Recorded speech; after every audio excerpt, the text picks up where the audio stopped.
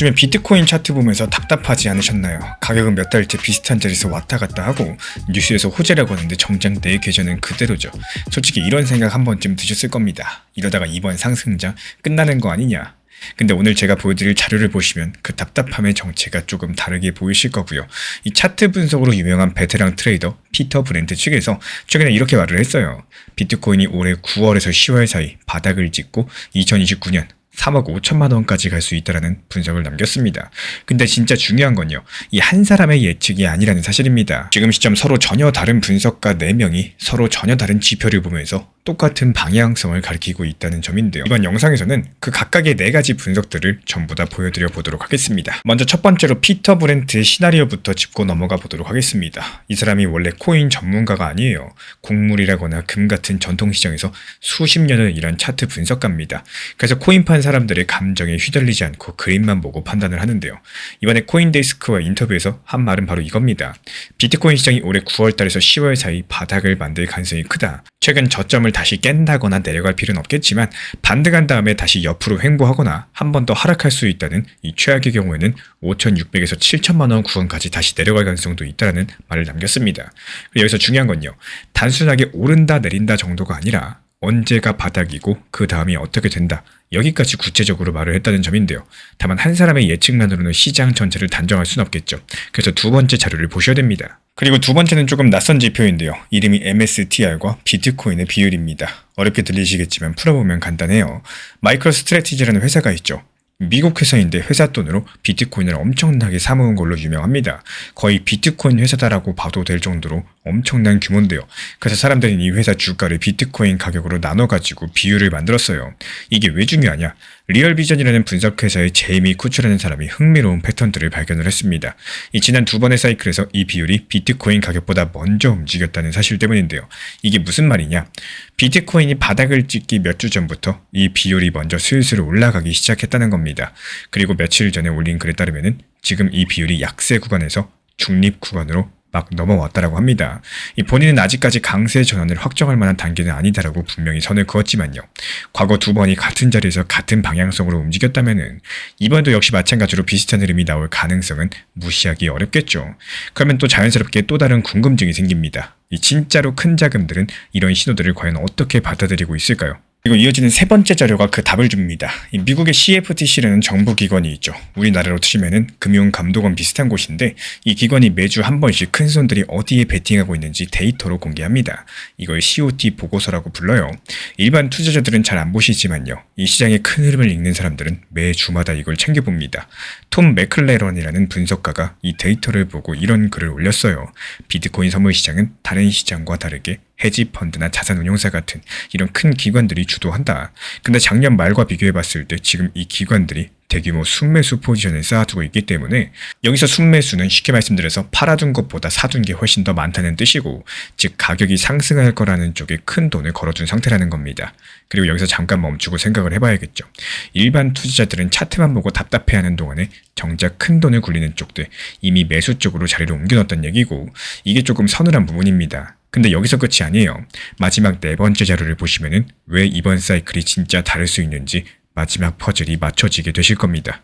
이어지는 4번째 지표는 실현 순손익이라고 부르는 데이터입니다. 영어로는 NRPL이라고 하는데요. 어렵게 생각할 필요 없으세요.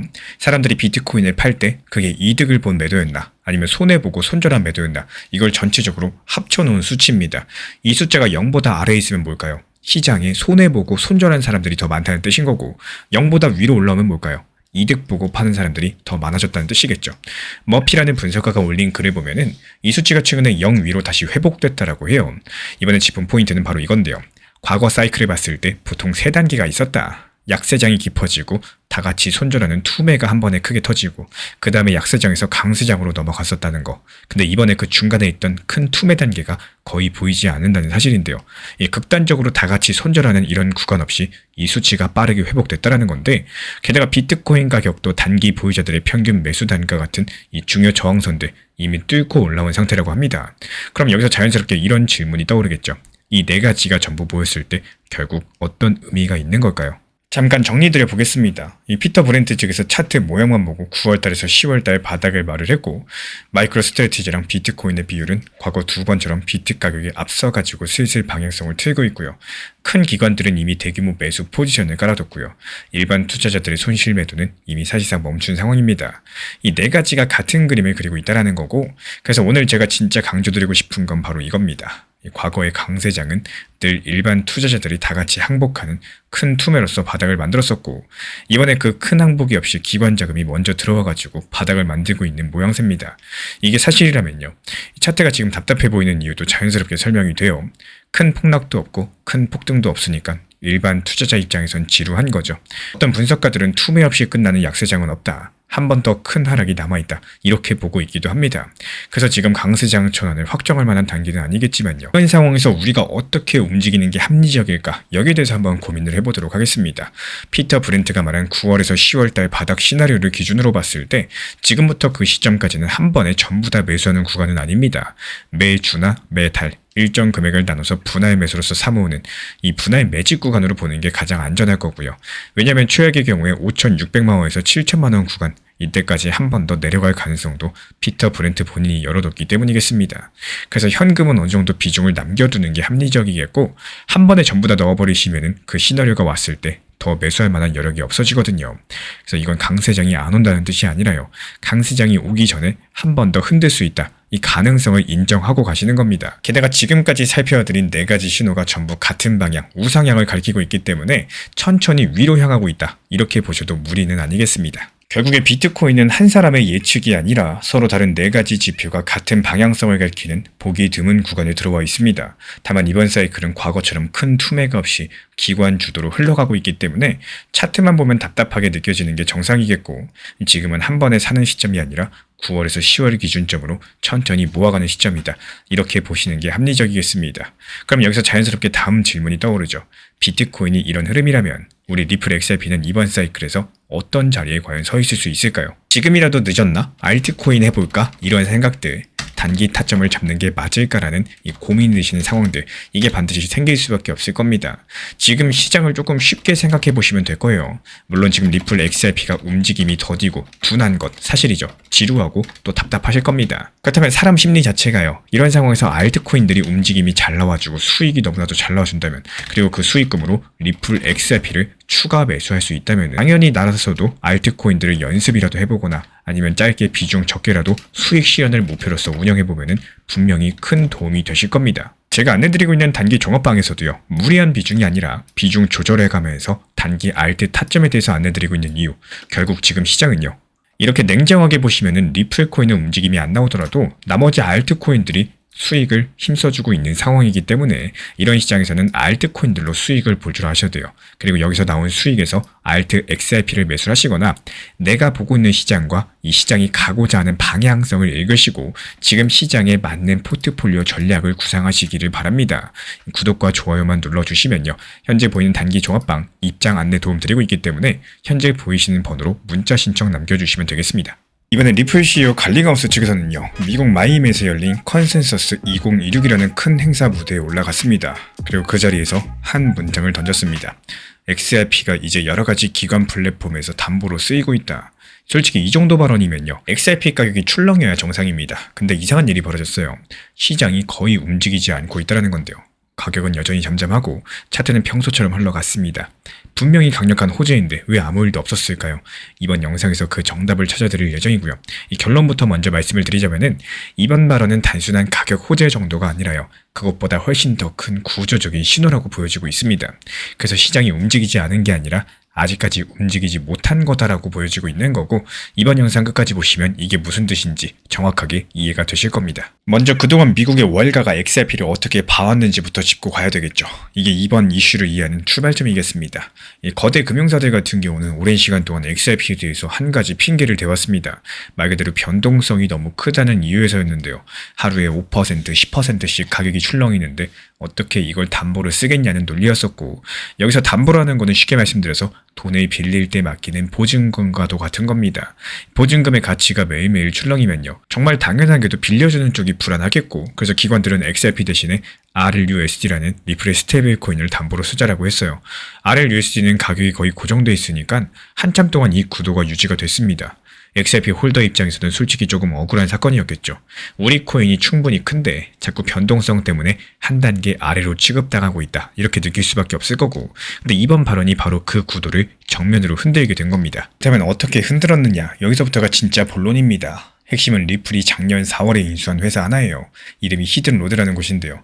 인수 금액이 1조 7천억 원 정도였고, 코인 회사가 다른 회사를 살 때 흔히 보이는 규모를 훨씬 더 넘어선 큰 거래였습니다. 이 회사가 뭘 하는 곳이냐?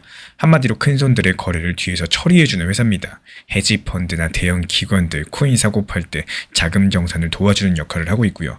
이걸 프라임 브로커지라고 부르는데 어렵게 들리실 수 있습니다. 이렇게 생각하시면 돼요.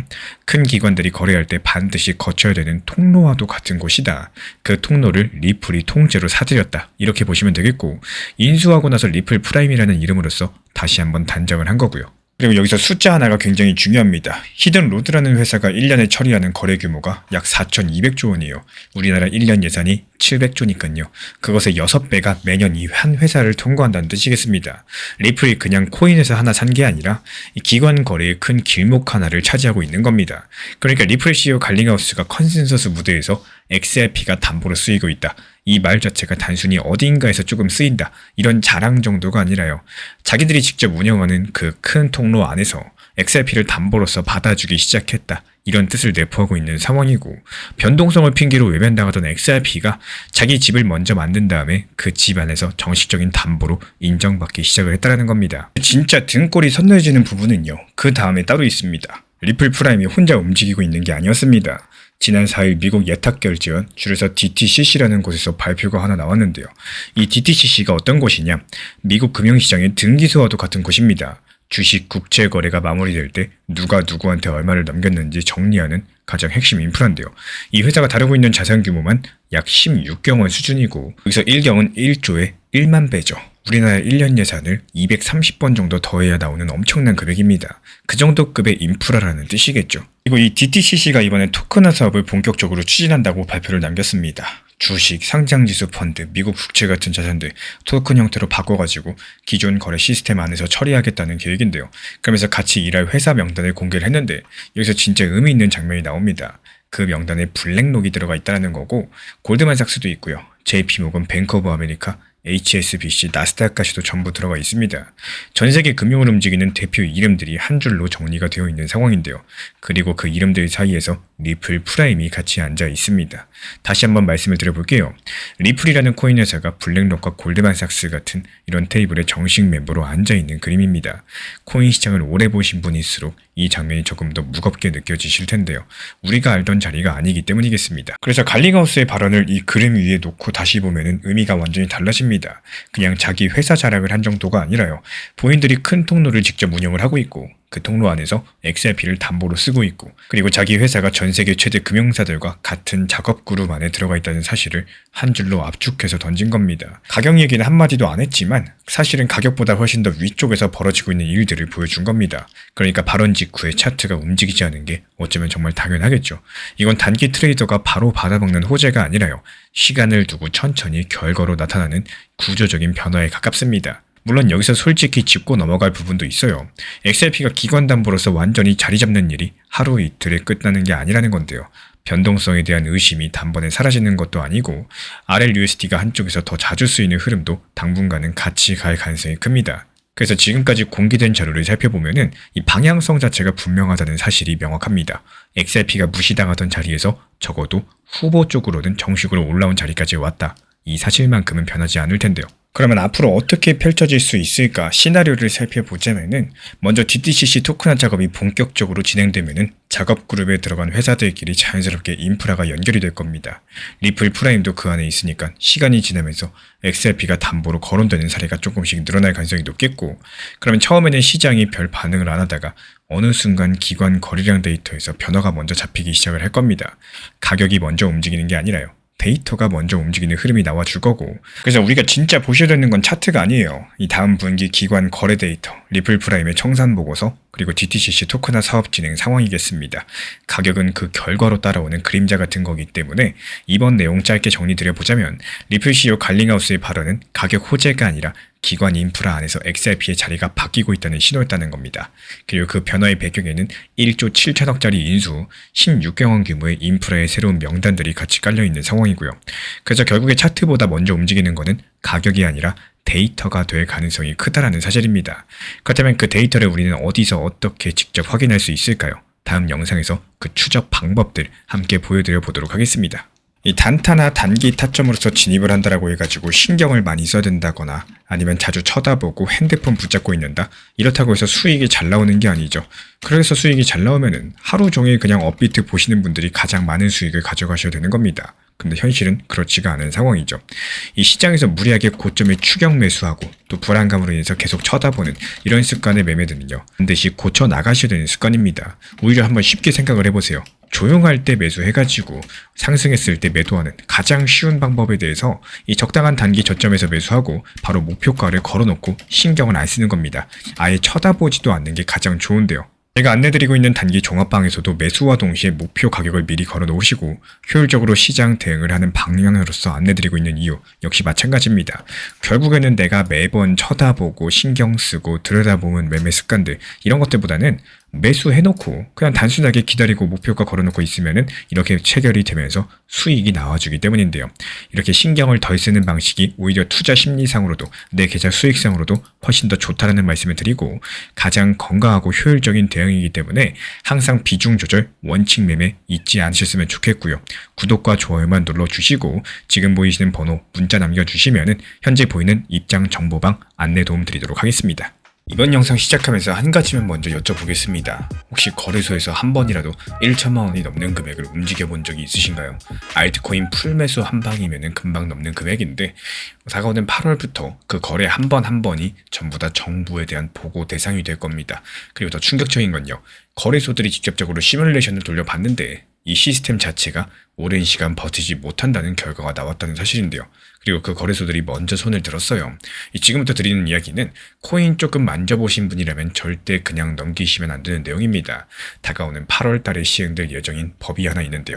이름이 조금 어렵게 들리겠지만 풀어보면 간단합니다. 이 특근법 시행령 개정안, 쉽게 말씀드리자면 거래소를 통한 코인 거래를 정부에서 어떻게 들여다볼지를 그 방식을 새롭게 정하겠다, 이런 규칙인데요. 근데 이 규칙 안에 들어있는 한 줄 한 줄이 지금 코인 업계를 발칵 뒤집어 놓고 있습니다. 말 그대로 1천만 원 이상의 가상자산 거래에 대해서 의심스러운지 아닌지 따지지 말고 일단 전부 다 보고해라. 이게 무슨 말인지 천천히 한번 풀어드려 보도록 하겠습니다. 원래 의심거래 보고라는 제도가 있습니다. 영어로 STR이라고 부르는데요. 그냥 의심되는 거래만 골라가지고 정부에다가 알리는 시스템이에요.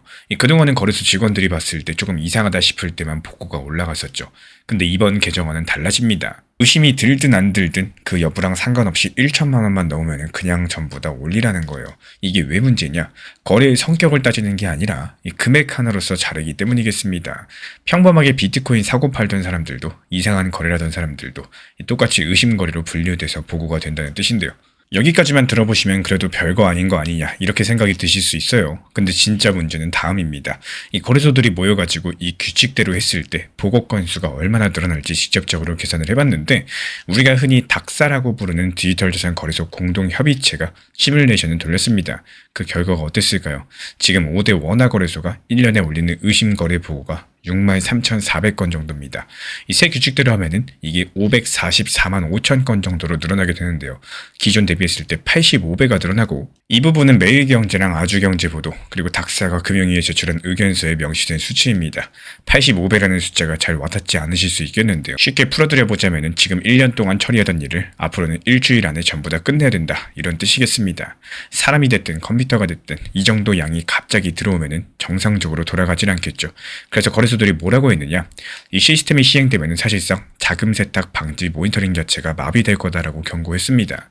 자금 세탁을 막으려고 만든 규제인데 오히려 자금 세탁 감시 기능이 마비된다는 뜻이고, 이 모순된 결과가 정부 자료가 아니라 업계 공식 협의체의 시뮬레이션에서 나왔다는 게 핵심이겠습니다. 그리고 여기서 한 단계만 더 같이 들어가 볼게요. 이번 개정안에는 1000만원 보고 말고도 같이 들어있는 조항들이 있습니다. 예를 들면 100만원 미만의 작은 거래까지도 이 보내는 사람과 받는 사람의 정보를 전부 다 확인해야 되는 트래블 룰이라는 게 있는데요. 그리고 고객 신원도 단순하게 확인 정도만 하는 게 아니라 이 정부에서 발급한 서류 같은 것들로 한 번 더 검증을 해야 됩니다.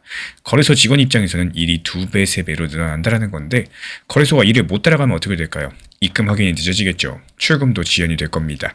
또 그 사이에 코인 가격은 계속 움직이겠죠. 이런 과정에서 손해가 나면 이게 보내는 거래소 책임인지 받는 거래소 책임인지 아니면 이용자 본인 책임인지 정말로 애매해지게 될 겁니다. 말 그대로 분쟁이 쏟아진다는 건데요. 이쯤 되면 한 가지 의문이 드실 겁니다. 정부가 이걸 모를 리가 없죠. 그럼 왜 이렇게 강력하게 밀어붙이고 있는 걸까요? 지금까지 공개된 자료를 보시면은 금융당국 입장에선 이렇습니다. 국내 가상자산 거래 규모가 1001조 원까지 커졌고, 해킹 사고랑 자금 세탁 수법도 점점 더 정교해지고 있어요. 기존의 규제만으로는 더 이상 막지 못한다는 게 당국의 판단입니다.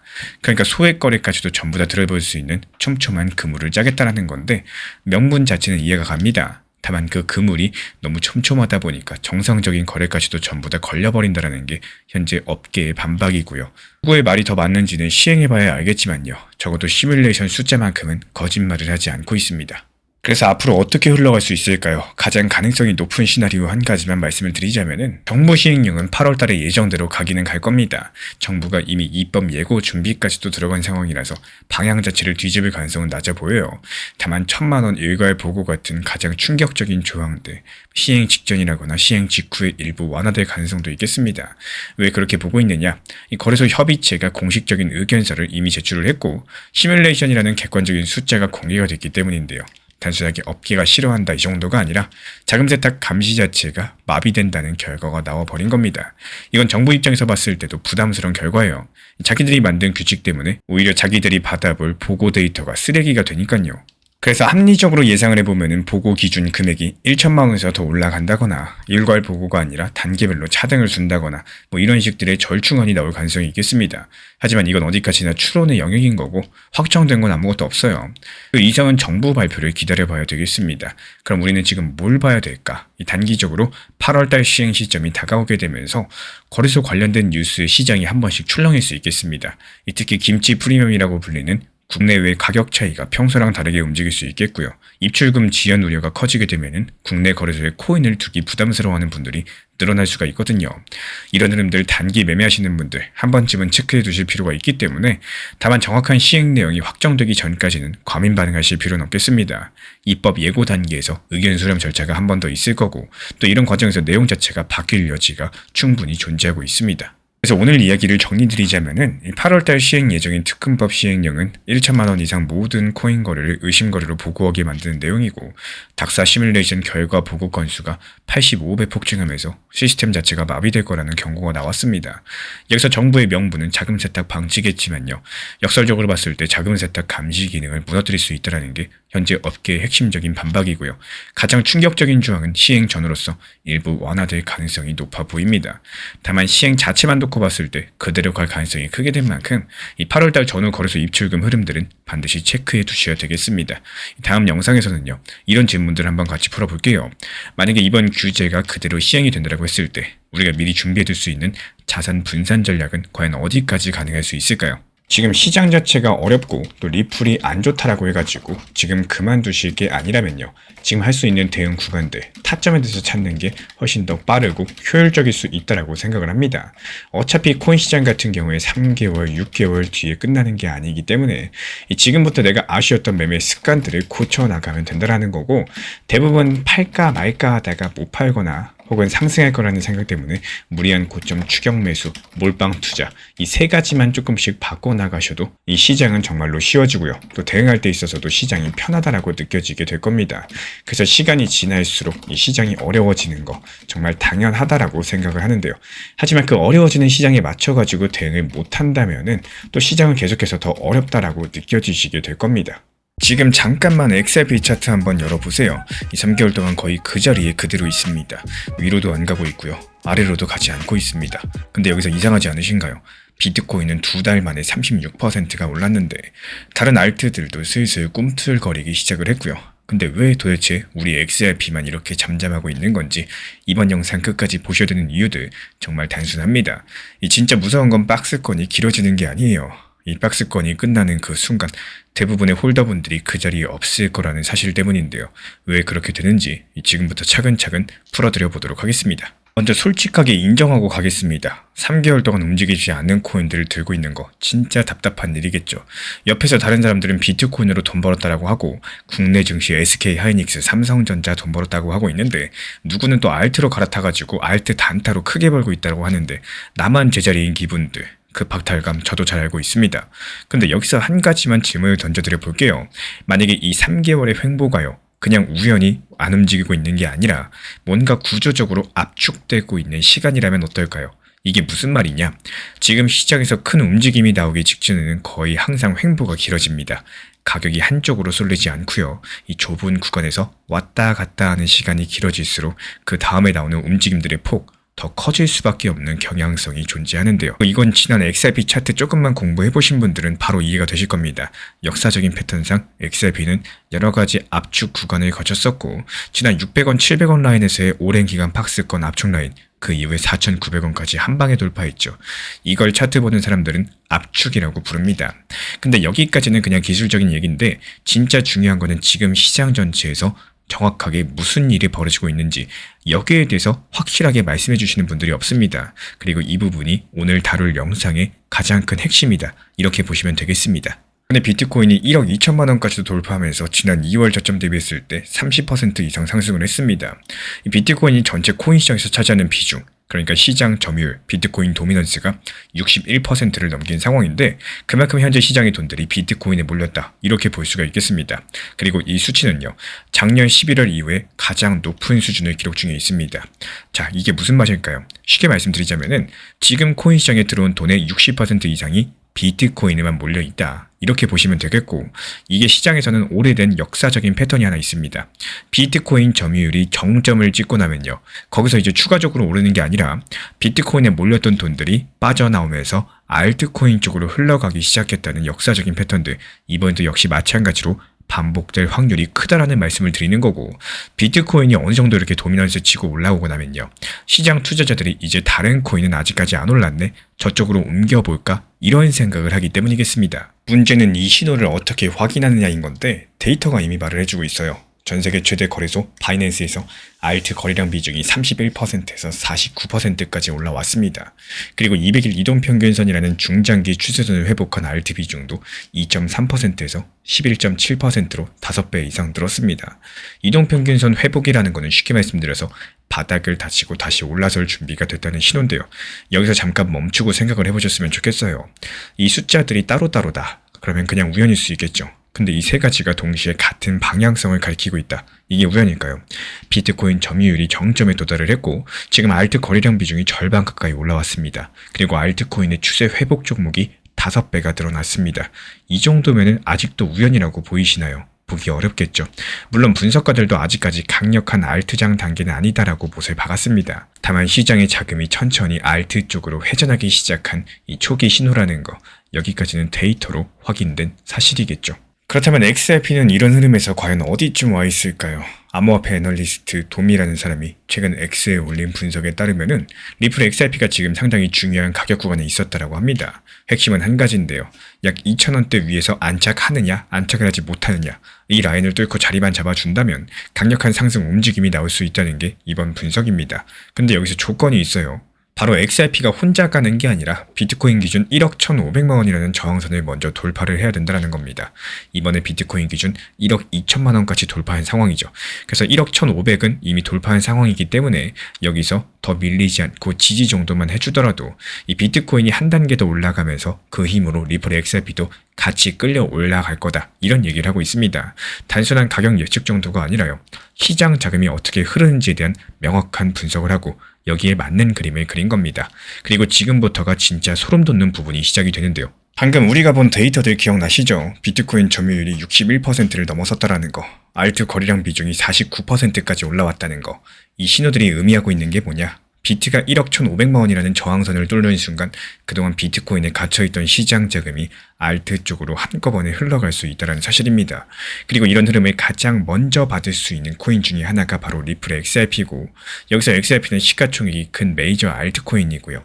3개월 동안 압축된 상태로 대기하고 있었다 보니까 다른 코인들이 막 추세를 회복하려고 하는 그 시점, 그때 XRP는 이미 발사대 위에 올라가 있는 셈이겠습니다. 그래서 이제 가장 가능성이 높은 시나리오 한 개만 정리해드리자면요. 다른 여러가지 가능성들 길게 늘어놓진 않겠습니다. 지금 데이터가 가리키고 있는 가장 강력한 방향성 하나만 짚어드려 볼 텐데, 비트코인이 1억 1,500만 원 선 저항선을 시도하는 과정이 먼저 올 겁니다. 이 시도가 성공을 하면서 또 시장 점유율이 정점을 찍을 거고, 시장 자금이 알트로 회전하는 흐름들이 본격화가 될 겁니다. 그리고 그 시점에 XRP의 2060원 라인이 진짜 트리거가 되어줄 겁니다.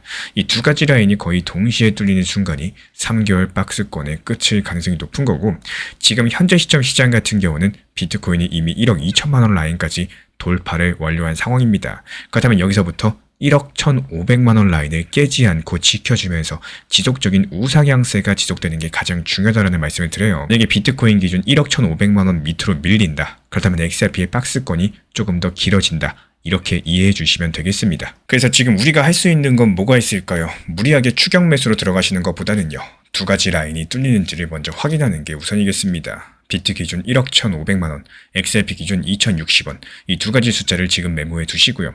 그 박스권 하단이 무너질 때를 대비한 손절 기준도 본인 매수가에 맞춰가지고 미리 정리해 두시는 게 좋겠죠. 그렇다면 시장이 어디로 가든지 간에 미리미리 기준을 정해둔 사람이 결국에 살아남기 때문에, 마지막으로 한 가지만 더 말씀을 드리자면요. 이 최근 3개월 동안 움직이지 않는 차트를 보면서 던지고 싶은, 손절하고 싶은 마음들 많이 들었을 겁니다. 근데 데이터는 지금 오히려 정반대 이야기를 하고 있어요. 압축 시간이 길었던 만큼 어떨까요? 방향성이 결정된다. 그렇다면 거기에 따른 움직임이 더 크게 나올 가능성이 높다라는 거예요. 말 그대로 3개월 동안 상승했어야 될 상승분이 현재 압축이 되어 있는 상황이기 때문에 한번 폭등이 시작되면 강력한 장대 양봉, 불기둥이 형성될 수 있다는 말씀을 드리는 거고, 결국에 이 지루한 구간에서 던지는 사람, 그리고 버티는 사람, 이 차이는 이런 신호들을 받느냐 못 받느냐에서 갈리게 될 겁니다. 결국에 XRP의 3개월 박스권은 단순 침체가 아니라요, 구조적인 압축 신호일 가능성이 높겠고, 비트코인 점유율과 알트 거래량 데이터, 이 자금들이 알트로 회전하기 시작했다는 초창기 신호를 보여줍니다. 그리고 비트코인 기준 1억 1,500만 원 라인, XRP 기준 2,060원 라인, 이 두 가지 라인이 다음 방향성을 결정할 수 있는 가장 핵심이 되는 분기점이다. 이게 오늘 영상의 결론이고요. 그렇다면 다음 영상에서 우리가 같이 풀어볼 질문은 이겁니다. 만약에 이 두 가지 라인이 진짜로 뚫린다면 XRP는 도대체 어디까지 갈 수 있을까요? 지금 코인 시장에서 지쳐있고 또 답답하다 이렇게 느끼는 분들이 많이 계실 겁니다. 지금 이런 시장에서는 이 복잡하게 생각을 하시는 것보다는 현실적으로 내가 뭘 해야 될지 이렇게 생각해 놓는 게 좋습니다. 결국에 시장은요, 다시 한번 반등 나왔을 때 내가 리플을 얼마까지 보유할지, 혹은 얼마의 분할 매도를 할지, 여기에 대한 계획을 지금 세워놔야 반등 시장이 찾아왔을 때 이전에 팔지 못했던 욕심보다는 오히려 현실적인 대응이 가능하실 겁니다. 이번에 찾아오는 반등 시장에서 못 팔고 후회하는 것보다는요, 이제는 분할적인 익절을 하는 매매 습관들을 당연시 생각하셔야 되는 시점이다. 이렇게 볼 수가 있겠고, 이전에 리플 XRP 흐름이 좋았을 때도 더 상승할 것 같은 시장이었었지만요, 현실적으로 심리적인 단기 고점이었던 4,850원 정보방에서 매도 타점에 대해서 안내드렸던 이유도요, 결국에는 가장 어려운 매도 시기들, 그리고 수익 실현을 하셔야 리플이 떨어졌을 때 다시 매수가 가능하기 때문입니다. 실제로 최근 리플 1,800원, 1,900원 라인에서 분할 매수가 다시 한번 들어갔었죠. 고점에 팔고 저점에 사는, 리플이 상승하는 과정에서 단순하게 보유만 하고 있는 게 아니라 저점에 사서 고점에 팔고, 또 저점 내려면 또 사고, 또 고점에 팔고, 이런 식으로 지속적으로 수익을 실현시켜 나가고 있기 때문에 리플 정보방 입장 원하시는 분들은 구독과 좋아요만 눌러주시고 지금 보이는 번호로 문자 신청 남겨주시면 되겠습니다. 리플 CEO가 갑자기 2주를 못을 박았습니다. 그것도 무대 위에서 수많은 카메라 앞에서요. 보통 기업 CEO는 자기가 만든 코인이 걸려있는 정치 일정에 대해서 이렇게 못을 박는 발언을 잘 하지 않는데요.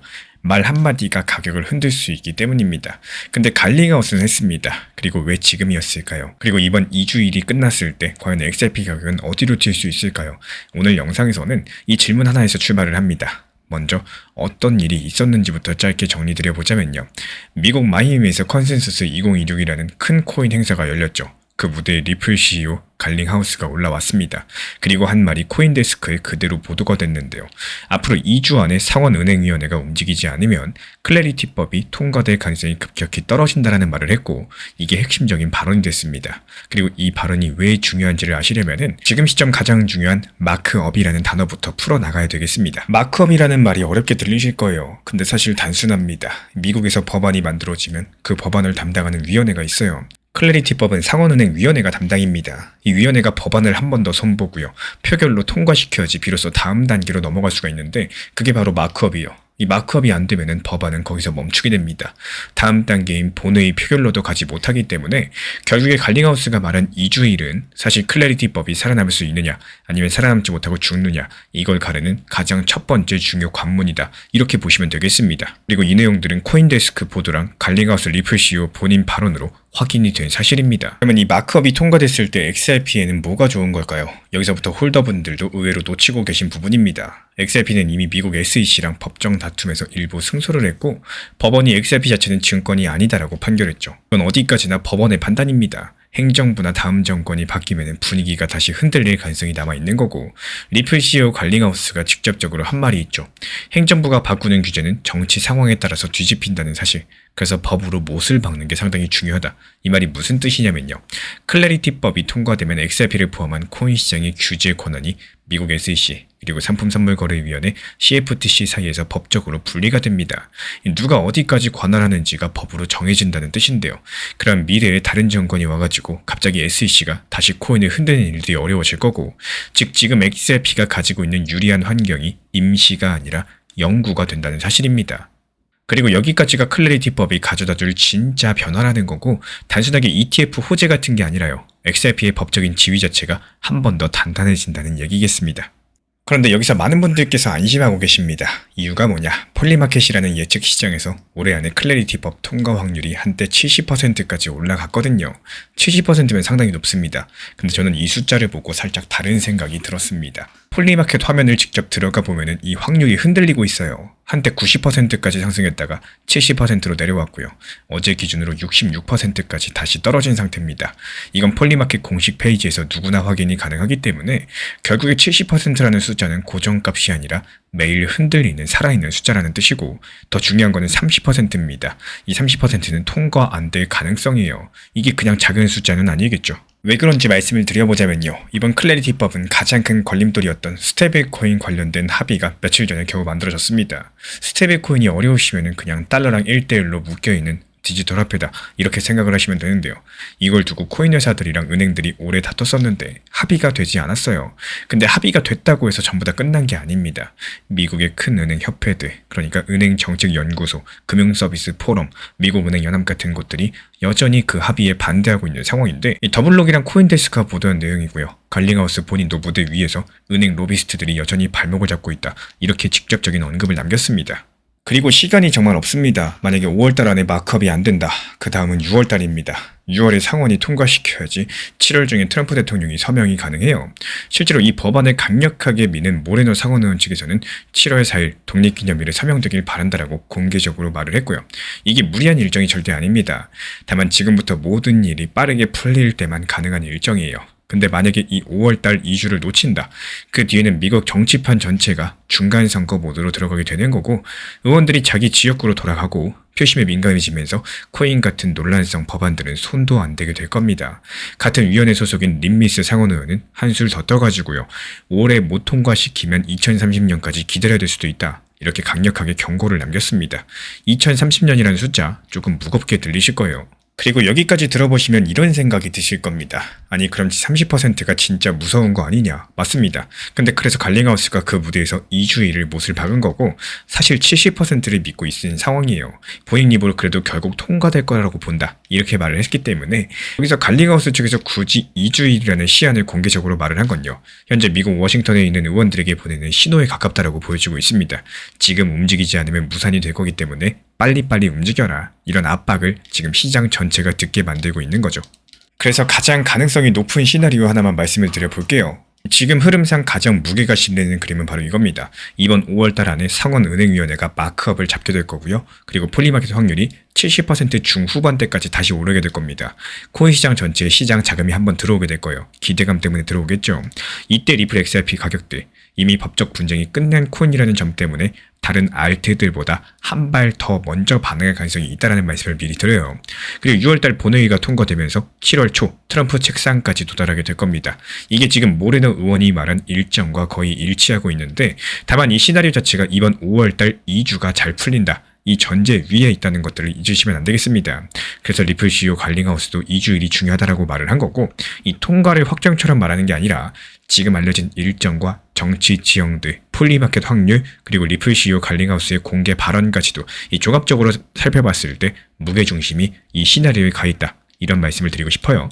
그래서 앞으로 2주일 동안 무엇을 보셔야 되느냐, 한 가지만 보시면 되겠습니다. 상원은행위원회 마크업 일정 발표입니다. 이게 잡히면 폴리마켓 숫자가 바로바로 반응을 할 거고요.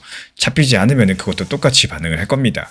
가격보다 이 숫자를 먼저 보셔야 되는 거고, 시장 가격은 언제나 뉴스보다 한 박자 늦게 움직입니다.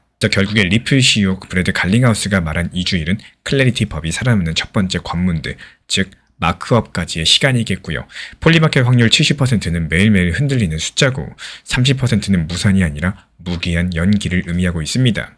그리고 통과될 경우에 XRP는 법원 판결 위에 입법이라는 한 겹의 보호막을 더 얻게 되는 거기 때문에, 여기까지 들으시면 한 가지가 궁금해지실 거예요. 만약에 2주일 안에 마크업이 잡히지 않으면 그때 XRP는 과연 어디까지 흔들릴 수 있을까요? 그 시나리오 다음 영상에서 데이터, 숫자로서 풀어드려 보도록 하겠습니다. 지금 같은 시장에서는 리플 XRP에 대해서 답답함에 대해서 느끼는 것보다는요, 차라리 알트 시장에 조금 더 공부를 해보고 신경을 써보는 것도 상당히 좋은 시점 중에 하나입니다. 너무 아쉬운 것 중에 하나는요, 리플 XRP가 움직이지 않는다고 또 시장이 안 움직이는 게 아닌데 너무 리플 한 가지만 보시는 분들이 많다라는 생각이 듭니다. 결국에 코인 시장의 흐름을 보는 거, 그리고 리플 하나만 보는 거 정말 큰 차이다, 이렇게 보여지고 있는 상황이고, 나의 포트폴리오가 만약에 리플 하나에만 집중이 되어 있다고 했을 때 그 리플이 움직임이 안 나오면은 모든 게 그냥 멈춰버리게 된다라는 사실입니다.